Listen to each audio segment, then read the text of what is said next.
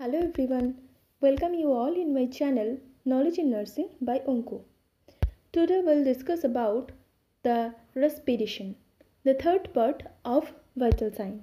In the previous video we discussed about in first topic temperature and in the second part pulse, and in this video we will discuss about respiration. So let's start. At first, what is respiration? Respiration is the exchange of gas between atmosphere and blood. Atmosphere এবং ব্লাডের মধ্যে যে gaseous exchange সেটাই হচ্ছে respiration. এরপরে আছে রেসপিরেশনের যে তিনটে প্রসেস থাকে সেগুলো কি কি? Respiration mainly includes three processes that are ventilation, diffusion and perfusion. এরপর আছে respiratory rate. Respiratory rate is the number of breaths a person takes per minute. এক মিনিটে একটা পার্সন যতগুলো ব্রিথ নেয় সেটাকেই বলা হয় রেসপিরেটরি রেট। এটা কীভাবে মেজার করা হয়? It is measured when a person is at rest and simply involves counting the number of breaths for 1 minute by counting how many times the chest rises. Respiratory center is located in the medulla oblongata and pons in the brainstem. Respiratory সেন্টারটা কোথায় located হচ্ছে? Medulla অবলাঙ্গাটাতে এবং brain স্টেমের পন্সে। এরপরে বলছে the most important factor in controlling the respiration is the carbon dioxide in the arterial blood. Arterial ব্লাডের carbon ডাইঅক্সাইডটাই most important factor for controlling the respiration. If carbon dioxide increases rate and depth of respiration increase and vice versa. Carbon dioxide বেড়ে গেলে rate এবং depth রেসপিরেশনের সেটা বেড়ে যায়, carbon dioxide কমে গেলে রেসপিরেশনের ডেপথ এবং রেট সেটা কমে যায়। এরপর একটা টার্ম আসছে ক্যাপনোগ্রাফি। ক্যাপনোগ্রাফিটা কি? It is the measurement of carbon dioxide in the exhaled air throughout the exhalation. এক্সেলেশনের মধ্যে দিয়ে এক্সেলড এয়ারে কতটা কার্বন ডাইঅক্সাইড থাকলো সেটার মেজারমেন্টটাকে বলা হয় ক্যাপনোগ্রাফি। এরপর আমাদের যে রেসপিরেশনের গ্যাসিয়াস এক্সচেঞ্জটা হয়, এখানে দুটো যে প্রসেস থাকে, একটা হচ্ছে ইন্সপিরেশন, একটা হচ্ছে এক্সপিরেশন। একটাতে আমরা শ্বাসটা গ্রহণ করি, একটাতে শ্বাসটা আমরা ছেড়ে দিচ্ছি। ইন্সপিরেশন কি? ইন্সপিরেশন হচ্ছে একটা অ্যাক্টিভ প্রসেস যখন আমরা শ্বাসটা নিচ্ছি, যার মধ্যে বেশিরভাগটা আমাদের অক্সিজেন থাকে এবং খুব কম পরিমাণ থাকে কার্বন ডাইঅক্সাইড। ইন্সপায়ার্ড এয়ারে, নর্মাল এয়ারে আমাদের অক্সিজেন থাকে 21% আর কার্বন ডাইঅক্সাইড থাকে 0.04%। আর এক্সপিরেশনটা কি? এক্সপিরেশন হচ্ছে একটা passive process.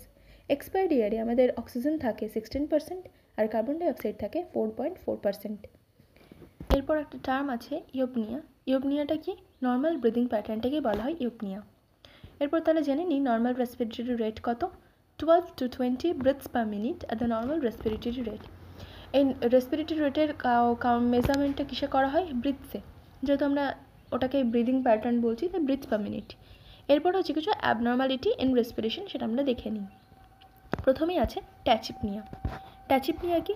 Respiratory rate more than 20 breaths per minute. যখন আমাদের রেসপিরেটরি রেট 20 ব্রিথসের বেশি হয় পার মিনিটে তখন আমাদেরকে তাকে বলছি ট্যাচিপনিয়া। এবার আছে ব্র্যাডিপনিয়া। ব্র্যাডিপনিয়া হচ্ছে respiratory rate less than 12 breaths per minute. 12 breaths per মিনিটের যদি রেসপিরেটরি রেট হয় কম, তখন তাকে বলা হচ্ছে ব্র্যাডিপনিয়া। এরপরে আছে dyspnoea. Difficulty in breathing or laboured breathing, সেটাকে বলা হচ্ছে ডিসনিয়া। এরপর আছে apnoea. Cessation of breathing for more than 20 seconds.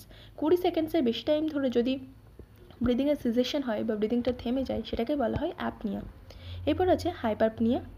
Hyper অ্যাপনিয়াটা কি? It is increase depth of breathing when required to meet metabolic demand of the body tissues such as during or after exercise or when the body lacks oxygen, for instance, or high altitude or as a result of anemia. Hyperpnoea কি বলছে? যখন ব্রিদিংয়ের ডেপথটা বেড়ে যাচ্ছে। কখন বেড়ে যাচ্ছে? যখন metabolic demand বডির বেড়ে যাচ্ছে তখন, যখন এক্সারসাইজের পর, কখনো কখনো যদি হাইপক্সিয়া হয় মানে lack of oxygen in the body সেটার সময়, আর যদি হাই অ্যালটিটিউডে পৌঁছে যায় কোনো মানুষ এবং অ্যানিমিয়ার সময়, সেই ক্ষেত্রে আমাদের হাইপার অ্যাপনিয়া হচ্ছে যেখানে ব্রিদিংয়ের ডেপথটা বেড়ে যাচ্ছে। এরপর আছে অর্থোপনিয়া। অর্থোপনিয়াতে কি হয়? পেশেন্ট শুয়ে থেকে শ্বাস নিতে পারে না, পেশেন্ট আপরাইট পজিশনে খুব ভালো শ্বাস নিতে পারে। Patient can breathe only in upright position. Shortness of breath occurs while lying flat. এরপর আছে হাইপার ভেন্টিলেশন। হাইপার ভেন্টিলেশনটা কি?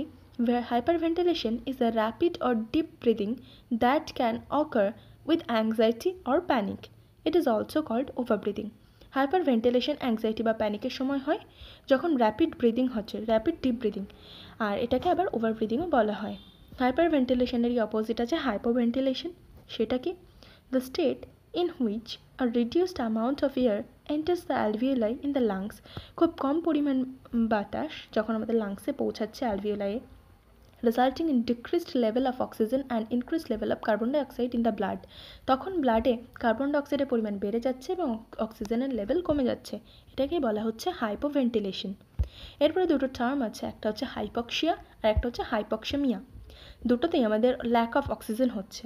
হাইপক্সিয়াতে টিস্যুতে ল্যাক অফ অক্সিজেন, আর হাইপক্সেমিয়াতে আর্টেরিয়াল ব্লাডে lack of oxygen. So this are all the abnormalities of respiration. তাহলে abnormal রেসপিরেশনের মধ্যে কী কী দেখলাম? ট্যাচিপনিয়া, যখন ব্রিদিং বেড়ে যাচ্ছে 20 ব্রিথসে বেশি। ব্র্যাডিপনিয়া, যখন 12 ব্রিথসের কম পার মিনিট হচ্ছে। Dyspnoea, difficulty or laboured breathing. Apnoea, যখন হচ্ছে 20 সেকেন্ডসে বেশি টাইম ধরে cessation of breathing. Hyperapnoea, depth of breathing যখন বেড়ে যাচ্ছে। অর্থোপনিয়া, যখন শুয়ে থেকে নিঃশ্বাস নিতে কষ্ট হচ্ছে। হাইপারভেন্টিলেশন, র্যাপিড ডিপ ব্রিদিং হচ্ছে অ্যাংজাইটি বা প্যানিকের পর, ওভার ব্রিদিং আর কি। আর হাইপোভেন্টিলেশনটা কি? যখন কম পরিমাণ এয়ার লাংসে এন্ট্রি করছে, যার জন্য কার্বন ডাইঅক্সাইডের পরিমাণ বেড়ে যাচ্ছে এবং অক্সিজেনের পরিমাণ কমে যাচ্ছে।